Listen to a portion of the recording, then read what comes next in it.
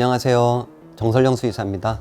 오늘 말씀드릴 내용은 여러분들이 사료, 주식으로 먹이시는 사료는 영양균형이 잘 맞는 걸로 생각하시는 분들이 많으시거든요. 근데 사실은 그렇지 않습니다. 그에 대한 부분을 좀 말씀드리려고 해요.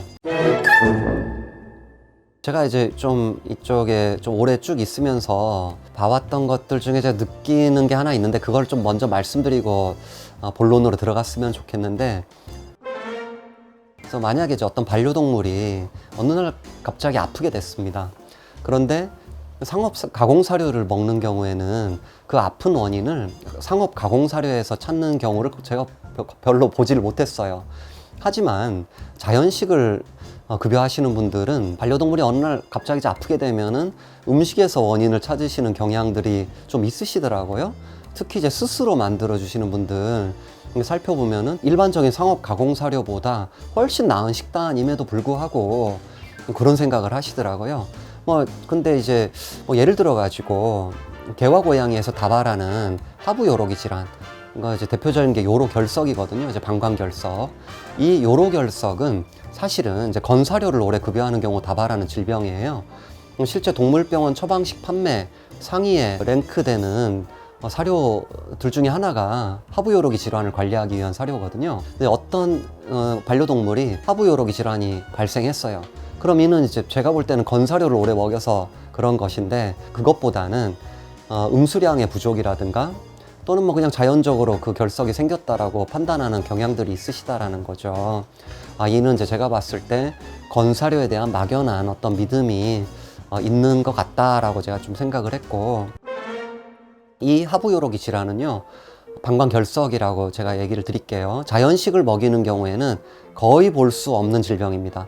실제 제가 2018년도에 초에 영양상담 동물병원을 오픈한 이래 이제 수백 명의 보호자분들이 다녀가셨는데, 오시는 분들 대부분이 자연식 또는 신선식을 급여하시는 분들이에요. 이렇게 이제 자연식을 급여하시는 분들 중에서는 하부요로기 결석으로 고생하시는 분들을 저는 한 분도 못 봤습니다. 물론 건사료 급여하시면서 자연식으로 교체하고자 하시는 분들 중에 일부 있었어요. 그리고 그분들 자연식으로 교체한 다음에 하부요로기 질환 다 재발하지 않았습니다. 그러므로 제가 볼 때는 음수량도 물론 중요하지만 건사료의 문제가 좀 더 크지 않나라고 보거든요. 그런데 이제 이렇게 제가 볼 때 되게 놀라웠던 것 중에 하나가, 이렇게 신선식을 급여하시는 분들조차도 의외로 많은 분들이 사료에 대한 막연한 믿음을 가지고 있다는 것입니다. 이는 아마도 그런 부호자분들이 사료가 어떻게 제조되는지 그 제조 과정을 보지 못했기 때문에 잘 알지 못해서 그런 것으로 판단이 되고, 스스로 만들어주는 거는 내가 직접 보잖아요. 내가 직접 해보는 상황에서 혹시 모를 어떤 잘못된 것이 있지 않나라고 판단하는 그런 것 때문이 아닌가 싶어요. 그래서 원래 이제 어떤 것을 잘 알게 되면 알수록 두려움이 생기고요. 그리고 잘 모르면은 두려움이 없거나 또 오히려 또 믿음이 생기는 그런 경향이 있는 것 같아요. 그래서 이제 검사하면 다 나오는 그런 영양 성분들도 영업 비밀이라고 공개하지 않는 신비주의 마케팅이 먹히는 것 같습니다. 주식으로 판매되는 사료들은 대부분 영양균형이 확보되어 있다라고 생각하시는 것, 그렇지 않습니다.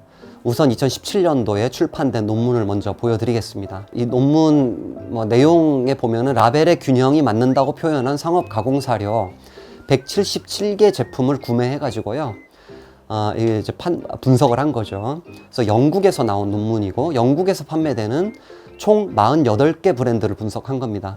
그래서 이 중에 고양이 사료는 113개 사료였고, 강아지 사료는 64개 사료였습니다. 그래서 이 177개 제품 중 건사료는 80개, 습식은 97개, 우리로 치면 전부 다 수입 사료겠죠. 이들을 이제 구매해서 측정한 것인데, 뭘 측정했느냐? 미네랄 함량을 측정했습니다. 즉, 이제 미네랄 함량이 영양균형 가이드라인에 들어가는지 확인한 논문이라고 볼 수가 있고, 이제 이 결과를 먼저 말씀드리면은, 습식 사료인 경우에는 주식이라고 표현됐지만은 단 7%만이 미네랄 균형을 갖추었고, 건사료의 경우에는 전부 다 주식이라고 표현된 거예요. 단 38%만이 미네랄 균형을 갖췄다. 즉, 이제 시중에 주식으로 판매되는 사료의 대부분은 미네랄 균형이 맞지 않은 거죠. 만약에 이제 비타민을 포함해가지고 분석을 했다면은 결과는 더 참담했을 것입니다.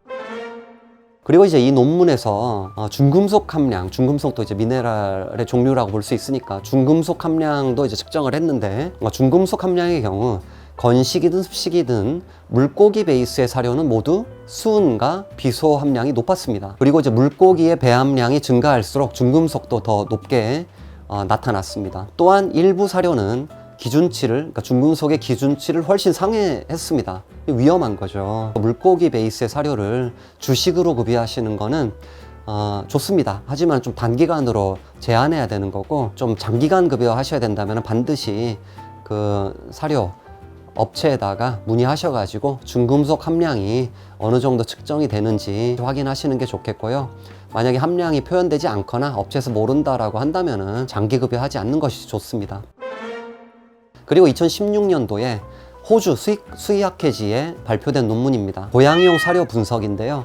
영양균형이 맞다고 표현된 10개의 건사료와 10개의 습식사료를 구매해가지고 포장지에 기재된 영양소 함량이 실제 분석해서 나온 영양소 함량과 어떤 차이가 있는지 비교한 거고, 그리고 또한 이제 그 영양소 함량이 영양 기준과 부합하는지를 이제 살펴본 논문이라고 할 수가 있습니다. 결과적으로 20개 사료 중에 9개 사료는 라벨의 함량과 실제 함량이 다른 것을 확인하였습니다. 또한 이 20개 사료 중에서 8개 사료는 영양소 기준이 맞지 않아 주식으로 급여할 수가 없다는 것을 확인하였습니다. 한 40% 정도 확률로 영양균형이 안 맞다라는 것을 이 논문을 통해서 알 수가 있었습니다. 그리고 또한 이건 논문은 아니지만요, 2015년도에 미국 소비자들이 직접 펀딩을 조성해서 미국에서 판매되는 유명 사료를 수거하여 검사한 결과도 있는데, 여기서 수거한 사료는 12개 브랜드로 측정한 것은 곰팡이 독소라든가 영양소 함량, 그리고 세균, 그리고 멜라민 또는 약물 등이었고, 이제 결과는 우선 모든 사료에서 곰팡이가 검출됐습니다. 왜냐하면 상업 가공 사료고 오랫동안 유통이 되다 보니까 유통 과정에서 곡물에서 이제 많이 발생하는 게 곰팡이인데, 사료들은 곡물을 많이 가지고 있거든요. 그렇기 때문에 100% 곰팡이를 안 갖는다는 건 정말로 쉽지가 않습니다. 그렇게 이제 곰팡이를 조금씩 가지고 있는 사료들 중에서 2개는 곰팡이 그 독소가 굉장히 많이 검출이 됐어요. 고위험군으로 분류가 됐다라는 거죠. 세균도 한 제품 외에 전 제품에서 검출이 됐습니다. 조금 검출이 된 케이스긴 하지만은 검출이 됐다는 거죠. 그리고 마지막으로 영양소 함량 기준의 경우에는 이렇게 수거해서 검사한 12개 제품 중에 4개 제품이 영양 기준인 에프코 기준에 맞지 않았다라는 것을 확인할 수 있었습니다. 상업사료 회사인 경우에는 역사도 길 경우가 많아가지고 영양균형에 관련된 전문성이 꽤 뒷받침돼 있을 텐데 왜 이렇게 영양균형을 잘 맞추지 못할까요? 제가 볼 땐 아마도 이제 배합이 잘 되지 않아서 그런 걸로 생각이 됩니다. 예를 들어 가지고 여기 보여지는 2015년도에 발표된 논문을 살펴보면은 총 52개의 개고양이 사료를 구매해서 라벨에 적힌 육류 원료와 실제 들어있는 육류가 무엇인지 DNA 검사를 통해 확인해서 라벨과 실제 사용된 육류가 일치하는지를 확인한 논문입니다. 그래서 이제 결과적으로 52개 사료 중에 31개 사료는 라벨의 육류와 실제 함유된 육류가 일치했습니다. 그래서 이 나머지 사료들은 라벨과 육류, 실제 사용한 육류가 일치하지 않은 것을 확인했는데, 이를 구체적으로 살펴보면 13개 제품의 경우에는 DNA로 검출되는 육류 성분이 라벨에 표현되지 않았습니다. 즉, 라벨에 오리고기가 써져 있지 않는데 DNA 검사를 해봤더니 오리고기가 검출이 된 거죠. 그리고 4개 제품의 경우에는 라벨에는 쓰여 있는데 실제 DNA 검사상으로 나와 있지 않았습니다. 즉, 라벨에는 닭고기가 이렇게 일원료로 써 있는데 닭고기 검출이 안 된 거죠. 그 말은 다른 원료를 썼다는 얘기인 거죠. 그리고 이제 3개 제품의 경우에는 이 2가지 문제를 모두 가지고 있었습니다. 라벨에는 닭고기만 쓰여 있는데 실제 검사해 보니까 오리고기만 들어있다라는 것인 거죠. 그리고 이제 나머지 하나는 도대체 어떤 육류를 썼는지 검사상 그 출처를 알 수 없었던 케이스도 있었습니다. 결국 이 연구에서 얘기하고자 하는 거는 라벨과 실제 들어간 육류가 상당수 다르다라는 것을 이제 얘기했다고 볼 수가 있습니다. 그리고 마지막으로 2013년도에 발표된 연구인데요. 이 연구는 식이 알러지에 사용되는 알러지용 사료 12개를 수거하여 포장지에 적힌 원료 이외의 동물 단백질이 혼입되었는지 DNA 검사를 통해서 확인한 건데요. 참고로 식이 알러지는 어떤 단백질을 섭취하였을 때 비정상적으로 과민하게 반응하는 그런 문제를 얘기하는 거고, 사료를 만들 때 알러지원성을 가지는 다른 단백질원이 혼입되지 않게 만들어야 되는 것이 굉장히 중요한 부분이거든요.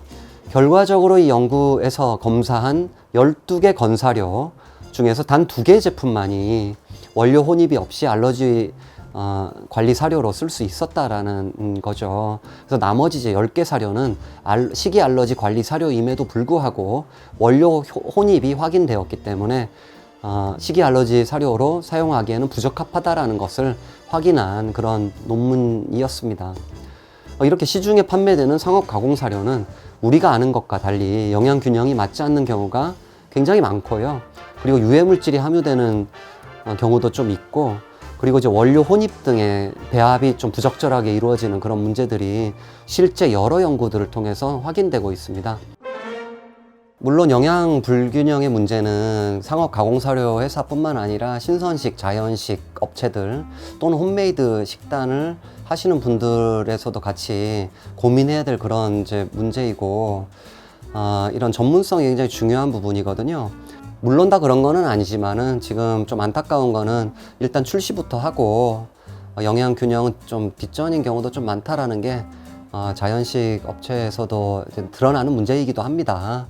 그래서 좀 전문성이 확보돼서 제품들이 출시되면은 그 자연식이 가진 장점들이 많기 때문에 차후에 가장 이상적인 급여 형태로 자리 잡을 것으로 저는 보고 있습니다. 마지막으로 이제 반려동물 먹거리 산업은 개선돼야 될 점이 굉장히 많은 산업입니다. 그래서 우리 보호자분들 함께 같이 좀 개선하는 우리 목소리를 좀 냈으면 좋겠습니다. 네, 감사합니다.